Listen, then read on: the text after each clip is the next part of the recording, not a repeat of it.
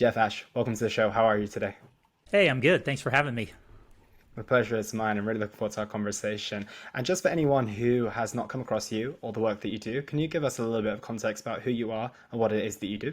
Yeah, sure. So I am a nutritionist and personal trainer and intuitive eating coach. That's where I focus my attention, and I mainly provide content online, and then I also work with people in a one-to-one coaching relationship as well. Currently working on a group program for men, which may come up in conversation later as well, and so I'm looking forward to that.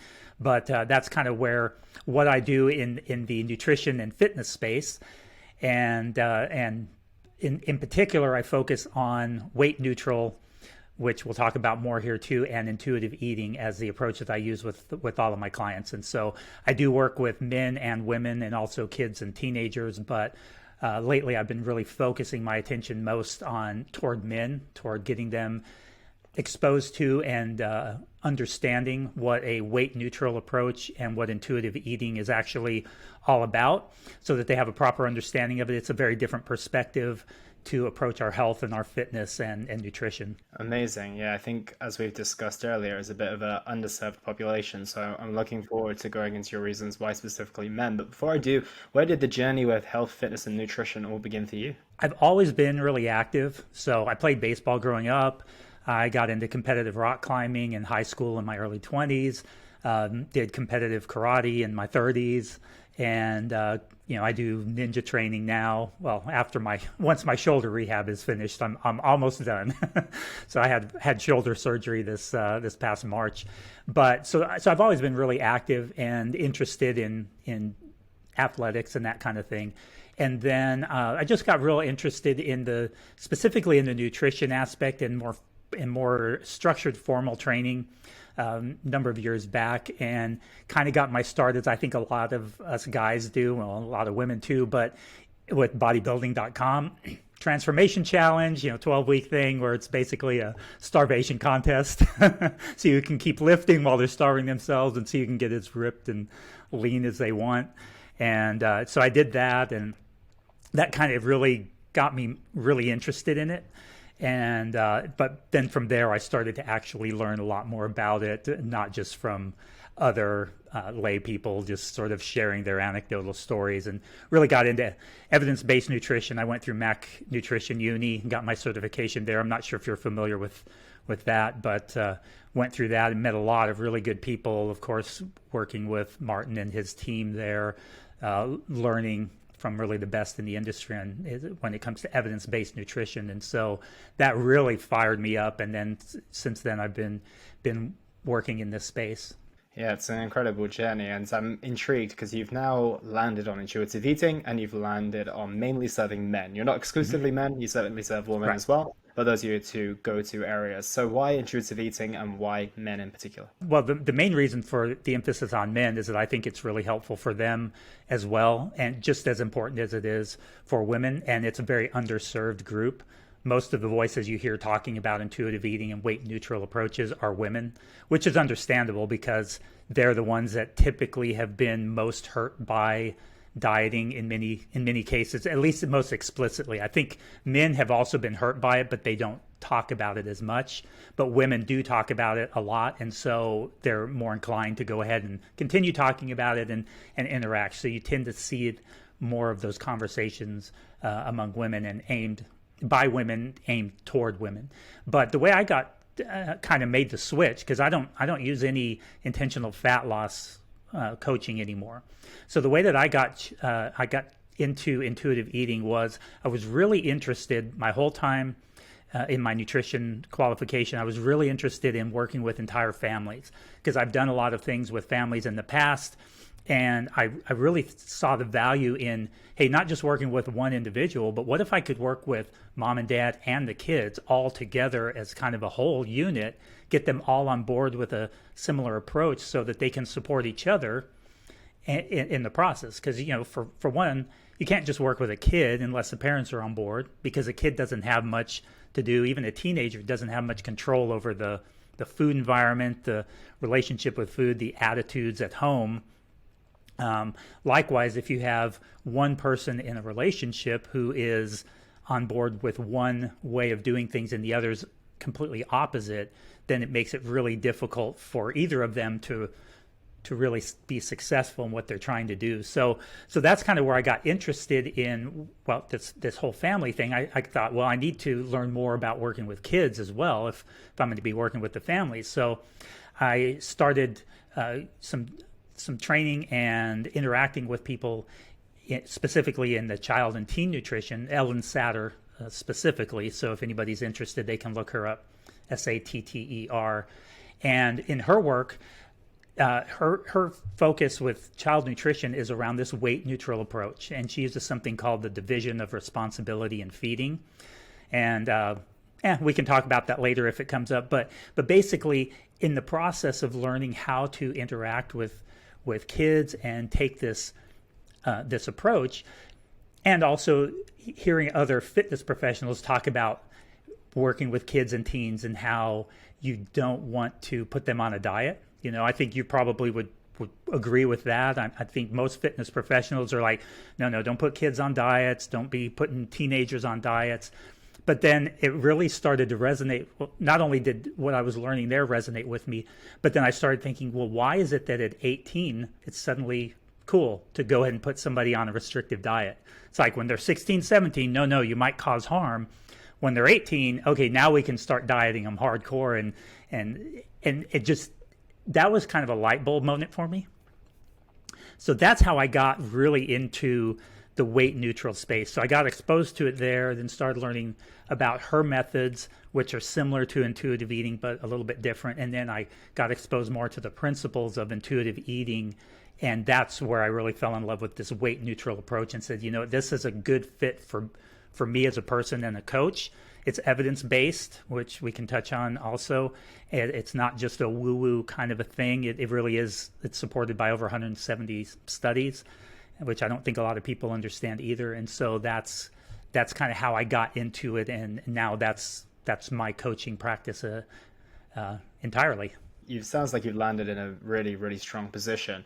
And I want to go through the principles of intuitive eating in just a moment. And I feel that my audience would have heard the words intuitive eating. They will have a good understanding of what that might be. But weight neutral is quite a new word in the vocabulary of the Simply Fit podcast. I don't think we've discussed that too much here. So can you give us a definition on weight neutral? Yeah, weight neutral means that we don't focus on body weight as a marker of health necessarily. I mean, it may be one marker of health, but I think what happens is that a lot of us tend to, and this is very common in the fitness industry, is that weight is the determining factor of health status. So as you see someone who is lean and muscular, female or male, and your first thought is, oh, they're healthy.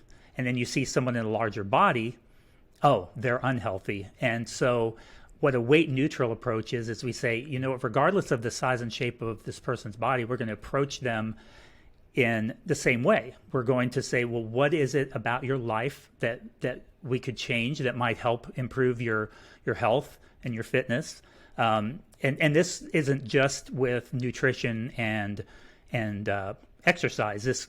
It also crosses over into standard medical practices too as well. So a weight neutral approach to medical care is that a person comes in with knee pain, and it's really common for a larger person to be dismissed as, well, it's because you're so big, that's why your knees hurt.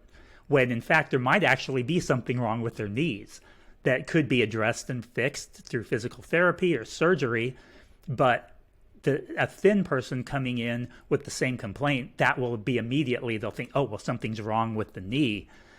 So anyway, that's kind of a summary of kind of what the difference is between weight neutral care and this kind of weight centered care. I would like to just bulletproof the weight neutral term by using the example of the knee. It's probably fair to say if someone potentially was lighter, they would be placing a little less demand on their knees, especially if they're jumping, they're running, or they're trying to do some physical form of exercise. So is it completely the right way to go about it if we just dismiss the case fully? Or is it worth factoring in that maybe the weight isn't the primary reason or even a secondary reason, but it could definitely help if someone was a little bit lighter? Oh, yeah, absolutely. And that's the thing. Weight neutral doesn't mean, and I think this is where a misunderstanding comes with weight neutral and like health at every size, is that some extreme people who don't understand it might say, "Oh, well, it has no fact, no impact whatsoever, and just it's not even a factor." But most of us say, "Hey, it may be a factor. Weight may be a contributing factor to your knee pain," but immediately jumping on, okay, well, your knees hurt, you're bigger, so therefore it's your weight. That's where the problem comes in. Is so oftentimes we'll come in and somebody has diabetes, and immediately what the thought is that, oh, it's because you're bigger, when in fact thin people get diabetes also. Those kinds of things, and so it's really more approaching it. What would you do to treat a thin person with the same medical condition, the same issue with their relationship with food? So instead of sort of stigmatizing based on their size, it's approaching everybody from a little bit more of a level playing field. So again, it's not that the weight doesn't have any impact, because I'm one that I do believe that the research supports the idea that body weight, body fat levels in and of themselves can be detrimental to your health. They can contribute to visceral fat accumulation and blood sugar dysregulation and those kinds of things, but it's not always that. So we shouldn't immediately jump on the weight when there could actually be something else that's wrong causing these issues that could be addressed apart from the weight. And so that's kind of what a weight neutral approach encompasses. 100%. Yeah, it's perfectly balanced, right? In any other direction, like any fire in either direction, it's essentially going to land in prejudice and stigmatizing, as you said, or it's just going to be essentially not the right thing to look at. Like just disregarding the weight entirely is going to be something that just, again, it just disregards a potential implication to that situation that definitely does exist. But like you said, it's just about coming from having the healthy understanding of potentially what someone's size is, but not being like, this is the indicative reason why this is the way it is. So Yeah. I think it's a real perfect approach to take. And with that being said, can we go through the 10 principles of intuitive eating? Yeah, definitely. So this is where a lot of people, I think, get intuitive eating wrong as far as their understanding of it. So you hear a lot of people will sort of dismiss it as, I'm in the mess I'm in because I've been eating intuitively. And that's kind of a misunderstanding of what intuitive eating, and I often will use capital I, capital E, as a way of saying that specifically this framework called intuitive eating that was developed by Elise Resch and Evelyn Tribole back in 1995. They were two registered dietitians who developed these 10 principles. So when I'm talking about intuitive eating, when you hear it talked about by people who are in that space, that's what they're referring to. So it's important that we understand that we're applying the same meaning to the term, because intuitive eating is very different than just eating what you want whenever you want it, which some people, I think, have that wrong idea.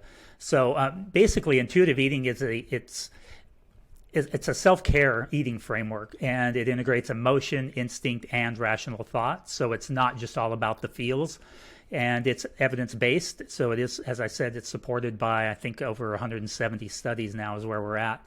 And it really focuses on something called interoceptive awareness, which is basically tuning into the sensations inside the body and recognizing those things, recognizing the needs of the body. And the 10 principles kind of are kind of built on top of that foundation. So the first principle is reject the diet mentality, which is basically coming to grips with the fact that the typical diet mentality that we have from the fitness and nutrition space is problematic. And this is why people are constantly on and off diets, yo-yoing, why the success rate really of dieting long-term anyway. I mean, diets work in the short term.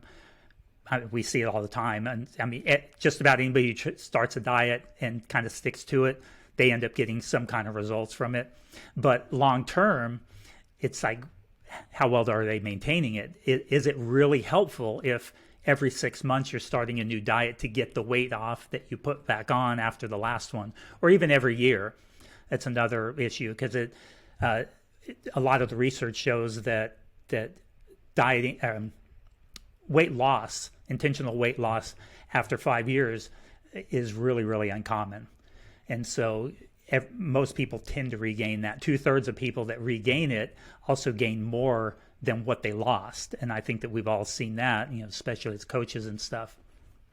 So the reason that this is kind of the first principle is that it sort of sets the groundwork and makes it possible to really dig deeper on the other principles. Because if you're hung up on this idea of trying to lose weight, then you're going at it from a place of restriction, because we know a calorie deficit is how you lose weight. And if you're always thinking, okay, I've got to be in a calorie deficit, I've got to eat less than what I'm burning, then it really interferes with the process of becoming an intuitive eater. So the second principle is honor your hunger. And honoring your hunger, that makes a lot of sense, right? I mean, make sure that if your body is telling you it needs food, that you give it food, because that's the energy that helps it to function best.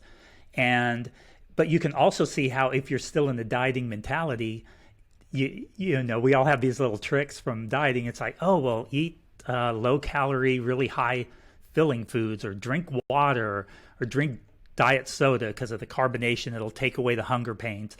So instead of trying to trick your body into thinking it's not hungry, or to make the hunger signals go away, you actually honor those hunger signals by feeding your body. And so that's kind of a good starting point for it. And then, of course, one of the other principles then is feeling your fullness. And so that's the other one. It's like, you need, part of being a healthy individual is eating enough, and also making sure that we don't eat too much. And at least habitually. There's nothing wrong with having a big meal and being overstuffed at the end, but it's like, if you're doing that every time, it's a problem. So as you can see, it's very practical. Honor your hunger, recognize that, feel your fullness. But again, the diet mentality teaches us to stop at 80% full, or chew gum, all these different things, little tricks. So does that make sense there as far as those first couple of principles? Absolutely. I'm not going to ask any questions yet, because I think the other principles may reveal the answer to those questions. Cool. Okay. I just wanted to make sure that I gave you that chance to jump in there. So one of the other big ones is making peace with food. And this is where you hear the term unconditional permission to eat. And this is a big one that's really scary for a lot of people. And also one of the reasons that a lot of people dismiss intuitive eating altogether. But it really is, it's based on a principle of called habituation. And there's a lot of research in the area of habituation, and basically getting accustomed to certain things, making it normal so that it loses its appeal. Not so much completely, but it's no longer this thing that consumes you, or that elicits this extreme excitement every time it's in your presence. So, if you have a kid who's restricted from sugar, for example, you'll see that when they're at a birthday party, instead of playing with the other kids, they're hovering around the cake and all the treats and stuff, because they never get to have it at home. And so this unconditional permission to eat is basically giving yourself permission to eat anything that you want at any time in any quantity also. And again, that can sound very counterintuitive. It can almost sound ridiculous to some people. But one of the things that, a lot of people will say with that is, well, if I do that, then all I'm going to do is eat sugar and candy and junk food all the time. Well, would you really? I mean, how do you feel when you eat a lot of that stuff? Do you feel very good? How does it make your appetite feel? And when you start to really reflect on it, it's like, yeah, I don't want candy all the time. And especially once you start eating it, you realize, oh, I can have this anytime I want it. I don't need to eat an entire box of Oreos. I can eat a few of them, because I've given myself permission to have them multiple times during the day if I want, or multiple times during the week, not just on a, quote, cheat day, that kind of thing. And so it starts to lose its mystique, and the appeal of it. It's just kind of like, it starts to become just another food that when you're in the mood for it, you eat it, and when you're not, you eat what you are in the mood for. And it's really interesting to see how that actually works when people really do start to, again, reject that diet mentality, start to dig into their hunger and fullness. And then there's also another principle, is discovering the satisfaction factor. So this is another one where you're really reflecting on and recognizing how foods whether foods are making you satisfied or not.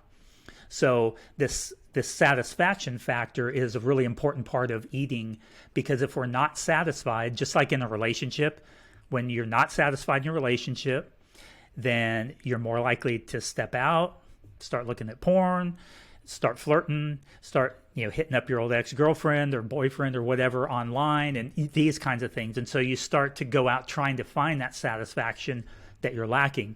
The same thing happens with food. If you're always eating foods that are less than and not satisfying, then it makes it easier then to go into these episodes where you just go off the rails when you do have something that does satisfy that particular taste or craving. And so that's another important part. But as you can see, as these different principles, honoring your hunger, feeling your fullness, satisfaction, making peace with food, it's not just all about eat what you want whenever you want. I mean, that's sort of how it is, but it's like, well, no, I'm honoring my hunger. When I'm full, I'm respecting myself to say, okay, I'm full. I can eat again whenever I need to, but I'm good for now. And so they kind of build on each other, and it really sets up a nice foundation there. And then also one of the other principles is honoring your feelings without using food. This is another one where it's fine to eat for emotional reasons at times, but if that's your go-to, if eating is your go-to way of dealing with emotions, then that can become a problem. And so what we do, and this is something I work on a lot with clients in sessions, is what is it that what need are you trying to meet by going to the food?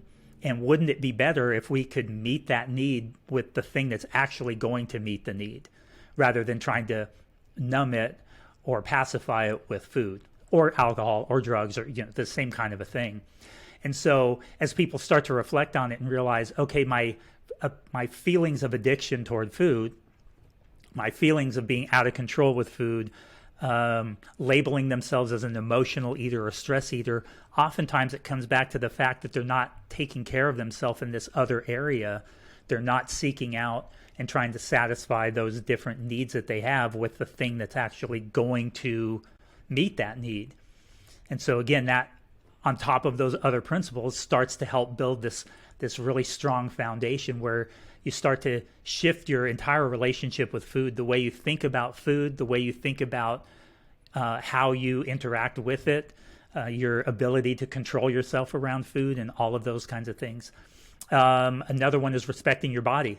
That makes sense. Respect your body. All of these other things, that's why you're doing this, is out of respect for your body, not to punish it, which a lot of people in that diet mentality feel this sort of need to punish themselves and beat their body into submission. And a lot of the things that they do are out of guilt and shame, either the restriction, when you have a binge eating episode, for example, you feel shame. Oh, I can't believe I did that. So what do? You restrict further, and then you feel better about yourself, and I'm disciplined. I got myself back on track. Then there's a trigger of some kind, whether it's a party or an emotional event, and you binge again, and then now you feel horrible about yourself, and so you restrict again. And so it's this binge restrict cycle where restriction is really the key factor that is triggering that binging. And then, let's see, challenging the food police is one of the other principles. I kind of jumped around a little over these 10 principles. Challenging the food police is tossing out those food rules that we have. No carbs after 2, don't eat before noon, can't have a meal without protein. All these different rules that we have in there that often interfere with our relationship with food and in recognizing these things. So that's another important principle. And then one of the other ones is related to exercise, and a lot of intuitive eating. And in the latest version of the book, they refer to it as movement. So they start to talk about exercise as movement instead of focusing on structured exercise so much, because some people aren't into formal exercise, and that's okay. And some people have a really horrible relationship with exercise because they've used it most of their life as a way of controlling their weight, or as a way of just trying to slim down, and they only use it in the context of dieting. They don't really enjoy it. but they just do it because they know it burns calories. And I'm sure you've seen that a lot. And so what they do is they've shifted this focus more on movement. Move your body in ways that feel good to you.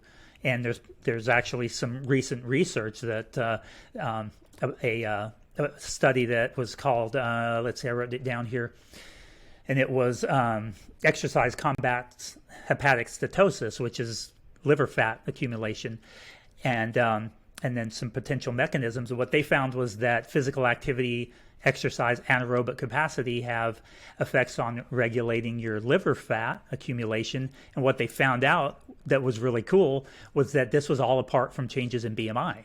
So again, now you've got a behavior that you can actually help people to work on, moving their body more. That's actually a behavior, where weight loss isn't a behavior. And your body weight can reflect certain behaviors in your life, but it's not in and of itself a behavior. But exercise, moving your body in a way that makes you feel good, is something that you can do yourself. And then the last one is honoring your health with gentle nutrition. And this is intentionally the 10th principle, and it's because you work on these other things, these mindset shifts, these attitudes about your body and the food you eat, and you work on those, and then you can start to apply the principles of gentle nutrition. Am I getting enough protein to supplement, to support my recovery from the kind of activity I'm in? Obviously, if you're doing 4 or 5 or 6 days a week of resistance training, you're probably going to need more protein than somebody who takes their dog out for a walk a couple times a day. Not to say one's better than the other, but this is where you can start to apply that. Or, I need to eat more fiber.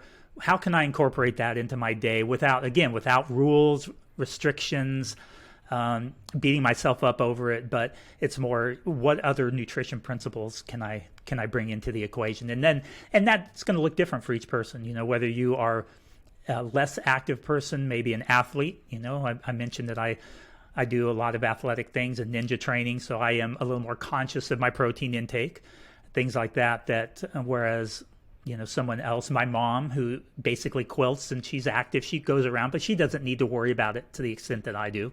And I'm hearing people screaming out at us now saying, Jeff, I only wanted to lose a little bit of weight. I only wanted to fit in that dress or those swim shorts. And now I have to assess the reasons why I am eating this food and using it as a coping mechanism. And I have to honor all these 10 principles. It sounds complicated and it sounds like I need a lot of patience. What are you going to say to those type of people who are thinking those things? Well, the main thing is that we don't do all these principles at once. Yes. So we did like a 10-minute flash through these principles without a lot of detail. And I never go over all of the principles at one time with my clients. Now, I'll often send them a list of them so they kind of have a little bit of an outline of what's coming. But then we'll just start with an individual. So for a person who is struggling with exercise as being something that was obsessive and a big problem for them, but maybe they don't have a lot of food rules, well, we can start with exercise and just start rethinking how it is that we're viewing it, start to think a bit more in terms of joyful movement, movements that are enjoyable, that bring you satisfaction, that kind of thing.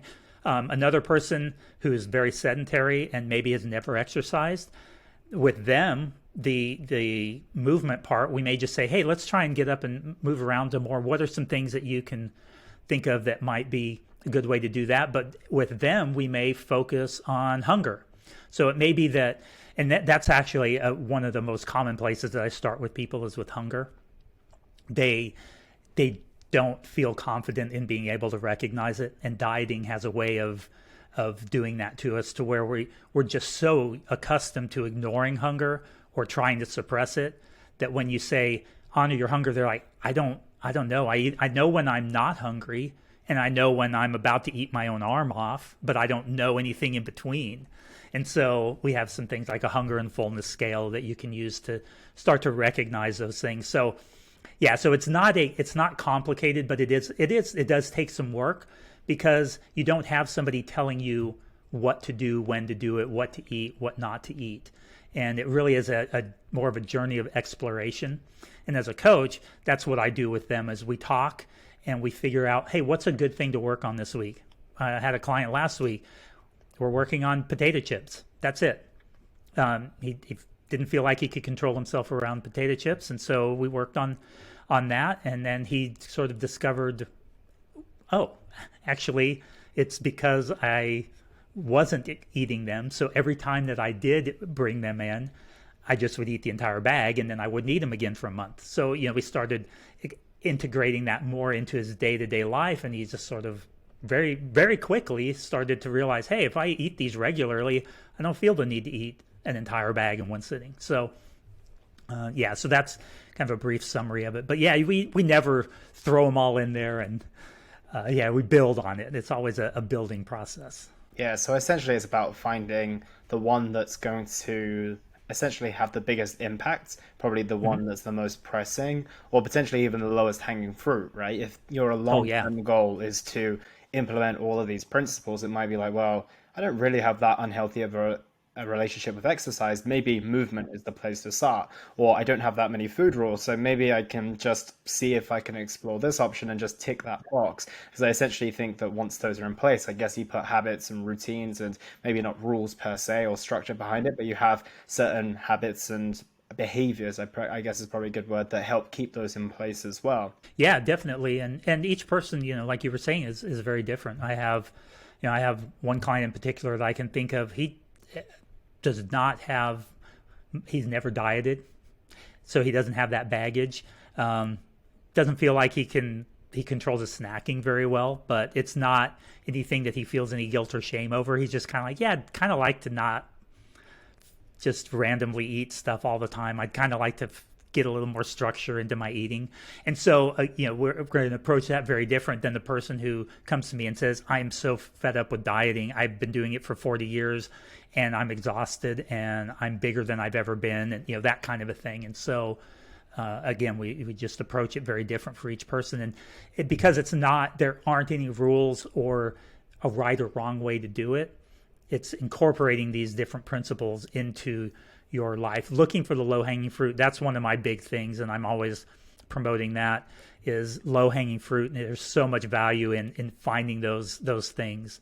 Yeah, I agree. And the one thing I want to ask, due to the fact that I know and a lot of people will be thinking this as well, is that we do live in a Amazon Prime generation, as many call it, and we live in a world where we love metrics. We love to see the scale go down. We love to see things arrive very quickly. So how do you encourage patience in the people that you work with to essentially allow these things to have the results that they need to have, but probably at a more slow and steady rate, right? We both know objectively that, just like your bodybuilding.com days, if you put yourself on a bit of a starvation diet, you're going to see the results that you want to within the matter of days. But when it comes to solving your relationship with food, that's a thing that takes a very, very long time. And I can imagine those people who are at their wits' end with dieting, they've, had enough ups and downs and quote unquote failures that they're ready to take that on board. They're like, I need something to stick now. And I maybe these approaches that I've been using in the past aren't quite for me, but there's going to be a lot of people who are still in the, I want results. My wedding's coming up. My birthday's coming up. My 40th is coming up.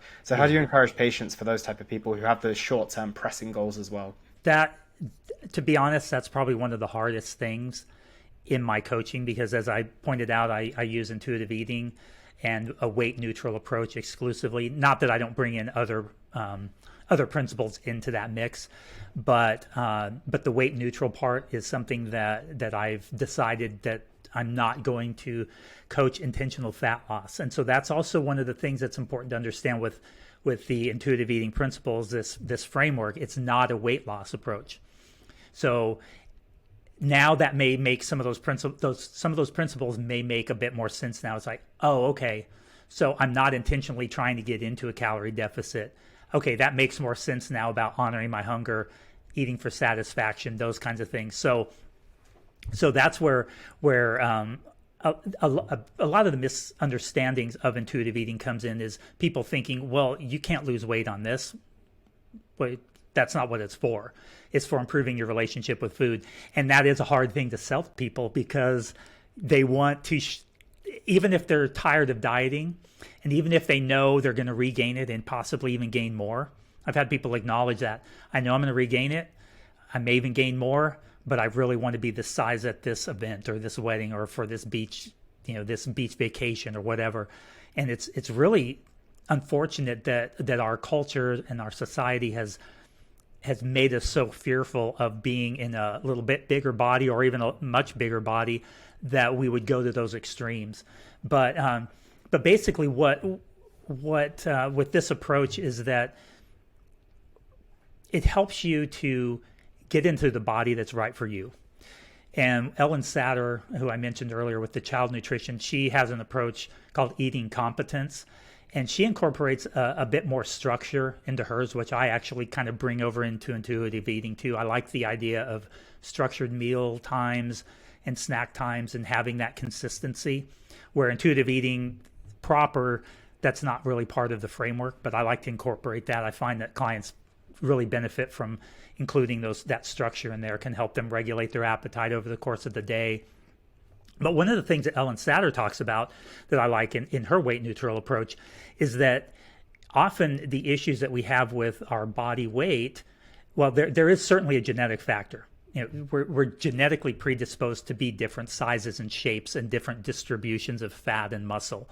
And that's an important thing that we have to acknowledge, is that I can't look like you can't look like me, no matter what you do. We could train exactly the same and we're going to look different. But at the same time, there are disruptions in life that can occur that cause our body weight to fluctuate up and down. So we may have a disruption that has occurred, and that's why we gained X number of pounds over the course of the last 2 years. Well, through this process of intuitive eating, we often identify those disruptions, and then we can address the disruption. And with the idea that once we get the disruption dealt with, we get the relationship with food dealt with, then our body is going to shift to wherever it's going to be most comfortable. You may be familiar with set weight theory and settling point theory, this range that our bodies tend to just sort of hang out in naturally if we don't have disruptions, where either super emotional times where we're kind of mindlessly eating a lot, or less, and we end up losing a lot of weight, maybe a death in the family, and we just aren't eating like we should. So identifying these disruptions can be really helpful. And so we're approaching it from the perspective of, let's see what we can do about all of these things that are amiss in your relationship with food and in your health, but without focusing on weight loss as that measure of success. If it happens, it happens. If it doesn't, if we don't lose weight, but we get all these other things in order, then at least, we're going to be feeling better. Our health will be better. And if we tried to get down lower and we're going to bounce back up anyway, is that going to be beneficial to us mentally and physically? Yeah, the reality is that most of the time, if you do follow those key principles, you do end up dropping a little bit of body weight, right? I've never seen someone who has potentially their sleep in a fantastic place, has been able to get in tune with their hunger signals, has a healthy understanding of what, a well-proportioned meal looks like, be super overweight per se. So it is fair to say that most people are going to be in a healthy range. I think it's just when we want to go into potentially, I like the set point idea. I also don't like the set point idea. I like it from the sense that I think there is that healthy acceptance that most of us do function at a slightly higher body weight than we would like to, but I also don't like it because it's almost a limiting belief for some people because they think their set point is actually higher than it potentially is. So it's one of those things where I think it's quite challenging to get that idea of, okay, where am I truly supposed to sit? Because most people haven't got those things in place. So I'm wondering that once you do potentially get all those principles in place, you've started to get equilibrium, let's use the word, across the board with your nutrition. Is there any room for intentional fat loss if you are curious about, I don't know, maybe being a little bit more leaner for the sport that you're in, or maybe you just want to be a little bit leaner? Do you ever encourage, or maybe not encourage, but do you ever support people on their fat loss journeys if they've got a healthy relationship with food and exercise? Yeah, it's a really good question, and it's a hard one. To be honest, it's a really hard one for me because I do, as I mentioned, ninja obstacle course training. The lighter I am, the easier it is. And especially at being 50 years old now, I have the I don't have the strength of the teenagers or the 20-year-olds. And so this, it's very tempting to think, well, if I just restrict myself, push myself down to this weight and get really meticulous with my dieting, I could probably hold myself down there, but it's going to impact my relationship with food. And, for me, from the coaching standpoint, and this is why from my coaching perspective, I've chosen not to support people on intentional fat loss. It's not that if somebody is trying to do that, that I won't coach them through intuitive eating, because I certainly will. I mean, I have a client right now who I'm working with his training, and he's going to one of those weight loss clinics where they give him the shots and all the, they pull out all the stops and do the extreme stuff. And I'm like, intuitive eating isn't going to work in that context for him, because he's just not going to be able to incorporate those principles. But I'm still supporting him on his journey, because I mean, that's what he's chosen to do, and that's not for me to decide whether that's right or wrong for him. If that works for him, I'm going to support him where I can. But if somebody comes to me and wants me to recommend calorie deficit targets or how better to get into a calorie deficit, then that would interfere with what I'm trying to do with the intuitive eating aspect. And so for consistency purposes, I've chosen not to do that. I do struggle. I'll be honest. I do struggle with it myself, because like I said about the ninja stuff, I would like to be a little smaller than I am right now, especially since I'm coming off of an injury. And so, I have put on probably a few pounds. I don't really weigh myself much. So, I'm sure I have a little bit. But I'm sure once I start back into that, I don't know, I may drop some more or not. I don't know. But in any case, yeah, that's kind of the reason that I don't do that. But if somebody is actively trying to do that, I would definitely support them in as many ways as I can. And I've had people do that where they are tracking their calories still, and but usually what happens is they're like, yeah, this hunger thing is really hard, or fullness, because my app told me I'm not supposed to eat anymore, but I'm hungry. And I said, well, what do you think you should do? You want to follow the app, or do you want to honor your hunger? And then we'll often explore that too and say, well, were you more active today than you were? And then suddenly, oh yeah, I forgot, I went hiking.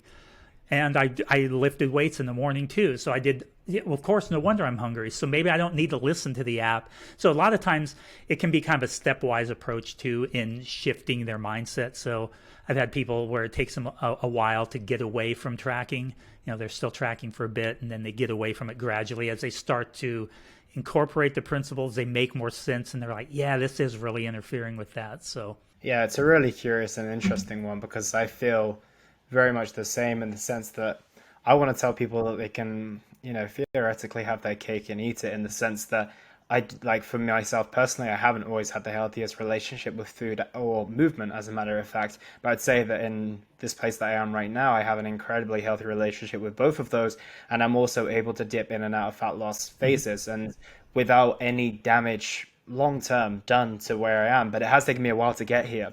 So I think it may be just a case of just making sure that those principles aren't just adopted for maybe a couple of months or so. And it's a challenge, because I'm a health and fitness professional, just like yourself. So there's rationale to say I should understand these things, and I do get a good understanding. I also know that, if an emotional challenge does come along, my principles will return, because they're so ingrained within me. But I can't trust that someone who has a family of four and they're a lawyer, for example, is going to, come back to training and nutrition the way I will, because it's kind of been my life for so long. So yeah, it's one of those careful balances, which, yeah, I think it's it's almost like you want to say yes, but you're also like, it puts a lot of trust in that individual, which I don't think they can't. It's not that they can't handle it, but it's quite a tough job to do both, if you see what I mean. yeah, well, I mean, that's really what the intuitive eating framework is about: reestablishing trust with your body.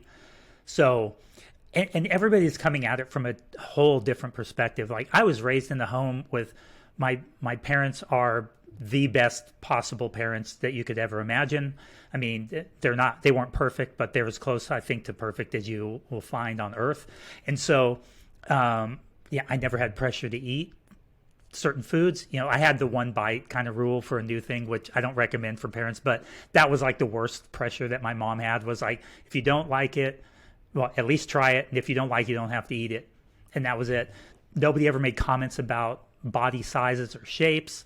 They didn't really comment about their own. I think they dieted every once in a while, but it was never, it wasn't something I saw. So my relationship with food is very different than the person who got stuck on their first diet at 9 years old and their mom was taking them to Weight Watchers at 10 and they're getting on a scale and weighing. Or, I was listening to some guy talking just yesterday on another podcast about how his sister told him that he was an effing fat, this and that, and that he needed to lose the weight, and he couldn't believe what a loser he was, and all of this stuff when he's like a 10-year-old kid who's a little chubby. So it's very different when you're coming at it from that perspective. And so, again, I think it's one of the things I like with this particular approach is who it can help. It's very helpful for those people who really have been hurt and damaged by dieting, who have a really strained relationship with their body and with food and body image and that kind of thing. Whereas a person like maybe yourself who don't have the perfect relationship with food, but when you go on the dieting phase, it's not really that big a deal. You just track your calories and you're kind of like, it'd be nice if I didn't have to do this, but it really doesn't interfere with your life. Then it's hard for me to sell you on the fact that this would be the approach to take. What you're doing seems to be working for you. Cool. I'm not going to tell you that that's bad or wrong or horrible.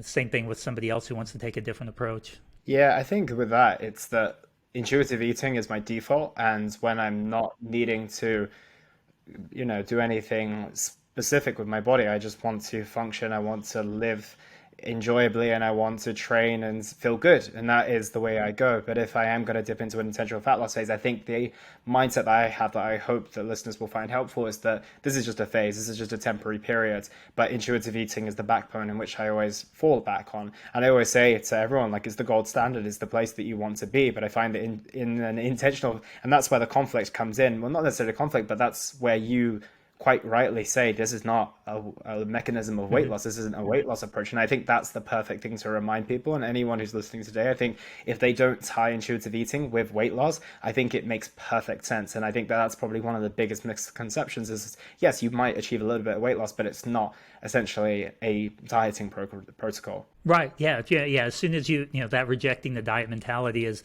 the first principle for a reason. And it's because it screws up the rest of it. Like we were saying, if you're trying to intentionally get into a calorie deficit, then it's going to throw off your what you're doing in trying to recognize hunger. Same with the scale. The scale is one of those things that I really encourage my clients to stop weighing themselves. And again, that some still do, and that's perfectly fine. But we talk about how do you feel when you step on the scale and it says you're 2 pounds heavier than you were yesterday? How does that change the food decisions that you make for that day? Even though you didn't actually even gain any real weight, it's just a scale fluctuation. And so often, and I'm sure a lot of the listeners can relate. Yeah, when I see that number go up, I'm a lot more careful. I may skip lunch. I may restrict myself in this area or that area in response to seeing that change on the scale. And or even the other way, it goes down and you might say, oh, okay, well, I can give myself some leeway. And so now you're allowing this machine, the scale, to kind of dictate your relationship with food to an extent. And so, so it really is all about that, how that dieting can interfere with that process. And this is really more of a way of reconnecting with your body, what it needs. I mean, our bodies are clearly designed with all of the mechanisms in our body, the homeostatic mechanisms to, when we are in a calorie deficit, our hunger signals drive up even stronger. They drive us even harder to get food. So if we're in that calorie deficit for a long period of time, our hunger drive is going to become more and more. And that's, where a lot of people end up falling off of the diet wagon, so to speak. But then we also have that fullness one that says, hey, I've had enough, you can stop now. And it tells, so if we're able to connect with those signals, then we can better stay in that kind of happy place for our body as far as where it sits best and where it functions best. And it doesn't interfere with our social life too. There's social, cultural, that's probably a whole other topic. But that's where where dieting messes with a lot of people, as it pulls them away from certain social times, and then also cultural occasions. And two, it messes with the food choices. They think, oh, I have to eat this certain way. I can't eat my traditional cultural foods, and all kinds of things like that. Absolutely. We are opening a can of worms here, Jeff. And I want to Yeah. come back to one of the things you just mentioned in terms of you didn't have any real food rules when you were growing up. You had the one bite rule from your parents. And obviously, you are a father of how many, if you don't mind me asking? Two daughters, two adult daughters. Amazing. And how have you approached the topic of nutrition with your children, especially now that they're adults? Man, that would be another whole podcast episode because my late wife was extremely abusive, and verbally and some physically, but most of it was just mental abuse, psychological torment, and that kind of thing toward myself and my kids. And so she died in 2010, and so we didn't really have any food rules with the kids, but at the same time, behind the surface, the household was in complete disarray. So I don't think that there was even any mental energy to incorporate food rules with the kids. So now, I talk a lot with them now about the intuitive eating approach and those kinds of things. But yeah, growing up, I was definitely not the model parent when it came to to handling those kinds of things. So like I said, whole topic for another another discussion. But fortunately my wife now is the exact opposite of my first wife. I learned from that mistake, but anyway. Yeah, no, it's super interesting. And with that being Yeah. said, then they're both pretty good from a nutrition perspective. They're in a pretty settled place. Well, not exactly. I would say they definitely have issues. I have one daughter who's got the typical, worries about getting too big. Of course, their mom was larger, and so there is that fear of getting big like she was, by one of my kids. My other kid, she's that's not really a concern for her. They're night and day different, and they're both neurodivergent, and so it's a whole different thing. And then still working through the abuse of that growing up into their 12 and 14 ages. So it was a very long period of time for them being under that. But that certainly shaped, I think, their self-image and body image and that kind of thing to a degree. And then also having a mom who's larger and that has impacted that. But Yeah, and that definitely makes sense as to why you want to focus on the family as a whole. I think those formative years are incredibly, incredibly impactful. And I think that when we talk about all those principles of intuitive eating, if you really just sit and think about it, it's like, well, most of us have those internally built in, right? You're listening to your intuitive hunger, which, what wasn't shaped by anything but your body's physiological needs until you had all these beliefs and all these implementations of diets, etc., thrown at us. But everything from an intuitive perspective, and I think this is fascinating sometimes when I come across people who haven't had, a particularly challenging childhood, or maybe they have, but it just hasn't manifested in the form of challenges with food, and they're able to practice these principles and never even think about dieting in their entire life. And so for some people, intuitive eating is literally just intuitive, right? It is just the thing that was the default factory settings of the child, right? So with that being said, of course, that places a good level of pressure on a parent, to be completely honest, because it's the type of pressure we want to take on, or not even the pressure, but the type of responsibility we want to have, right? To give our children the right start, or the best start we possibly can. We can't influence what happens on the playground or what their brother or sister says to them in an angry fit of rage, but we can obviously control as much of the environment as possible. So what are some key principles you do give to parents in creating a balanced and, let's use the word in quotation marks because I know it has a lot of connotations, but healthy household that a child can have a beautiful relationship with food and exercise as they progress through the years of their lives? Yeah, that's a great question too. And intuitive eating can be used in that context, but typically these principles are much more abstract. And so it works better with older kids. So preteen, maybe teenagers, adults, that kind of thing. But for the younger kids, Ellen Satter, who I mentioned earlier on, I would highly recommend her work.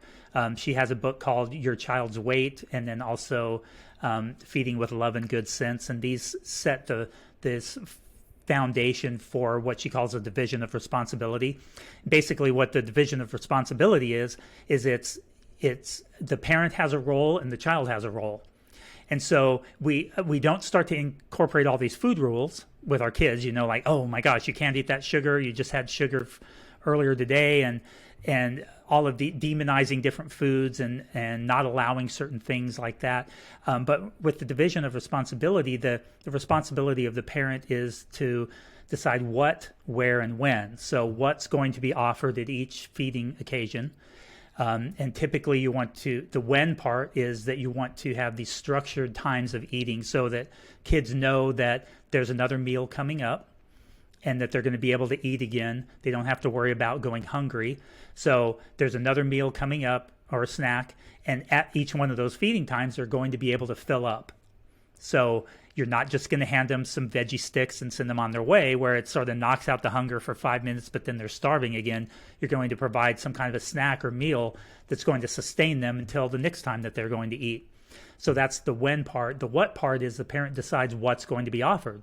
So you decide at that snack time, at lunchtime, breakfast, whatever, what the options are.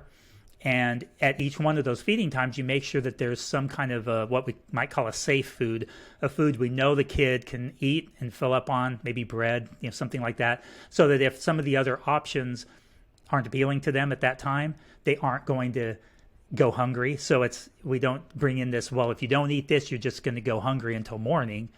No, they get a chance to eat at each opportunity, fill up on what's offered, and then the child's responsibility then is to decide whether they're going to eat and how much. So they're going to decide from what options are there available, what they're going to eat from those options and how much they're going to eat of it. It might be 1 bite, it might be 2 bites, it might be 3 helpings, whatever. Obviously, certain kinds of foods, you may only have 1 serving available for each person, and that's okay. But the key factor is providing enough at that mealtime that everybody can fill up. A child may decide that they don't want to eat that during that meal, and they will quickly learn the consequence of that is that they're probably going to be kind of hungry till the next one because you don't allow the grazing period. So as they start to get accustomed to this, then they get into this routine where they are feeding themselves consistently. They're taking their feeding time seriously. So they're sitting down, they're eating it, filling up, and then going about their business. And so that's the general outline.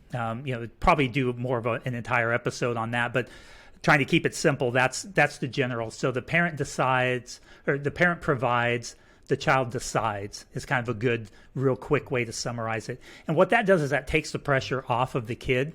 So you're not dictating to them how much they eat. You're not taking charge of the hunger part. They're still kids are born intuitive eaters, and that's kind of what you were alluding to there. Some people just stay intuitive eaters their whole life, and that's the ideal. And so if we can start them off that way and just nurture that and not mess it up early on, well, then you don't have to fix it later on. And so that taking that pressure off of the feeding relationship, letting the child develop that ability to recognize hunger and fullness for themselves and not interfere in that process. Because really, think about it. The kid is the only one who knows if they're really full or not. If a kid says they're full, just believe them.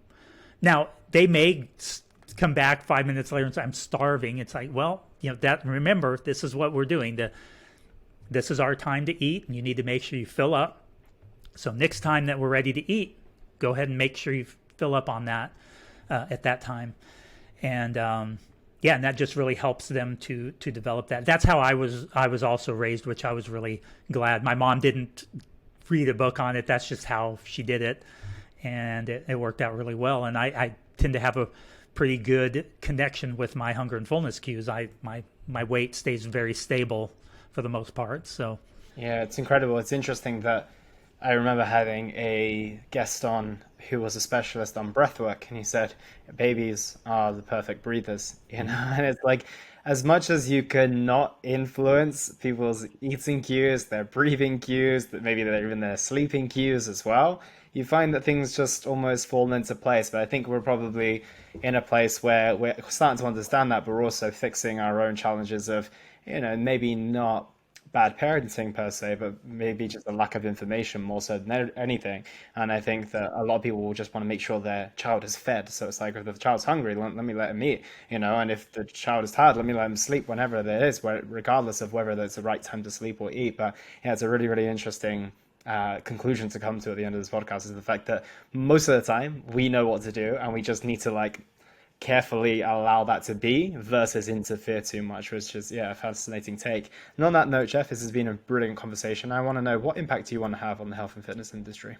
That's a good question. I mean, really, I'd like, and this is where my focus has been all year, is I'd really like to get this framework, this message of intuitive eating out to more and more men. I mean, there's plenty of women. Obviously, we could use more women talking about it too, but there's a lot of women in that space directing the message toward women and helping them with their problematic relationships with food.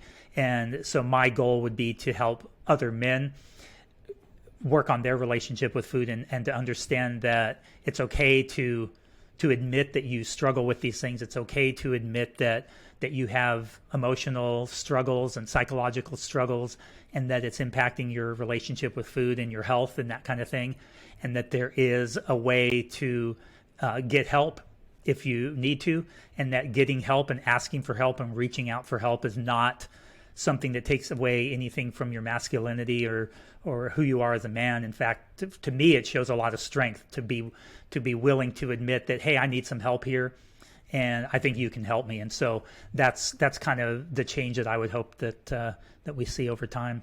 Could not agree more. And if people want to keep up with your work, where's the best place for them to find you? Yeah, Instagram is where I'm most active, and that's my account is intuitive.eating.men. And I try and post there every day-ish. As I told you, I have had some issues with my wife's health lately, so haven't been as consistent posting there. But that's where I'm the most consistent, and you'll see something there at least every few times a week. And then I also have a podcast called Men's Intuition, which is all about intuitive eating, and I address these topics that we talked about here in much more detail, as well as some very practical ways to address it. And I talked about fast food on one of my recent ones, and I've talked about processed food. And I have a registered dietitian who was the Tennessee Titans NFL football team, American football team. She was their registered dietitian the past 5 years, and she's going to be coming on and talking about intuitive eating in that context. So lots of cool different ways of approaching the topic, so that hopefully people can find something that resonates with them. And even if you just pick up a few tips and apply some of these principles, it certainly can't hurt. Jeff, it's been a pleasure. Thank you so much for being here today. Well, thank you so much for having me.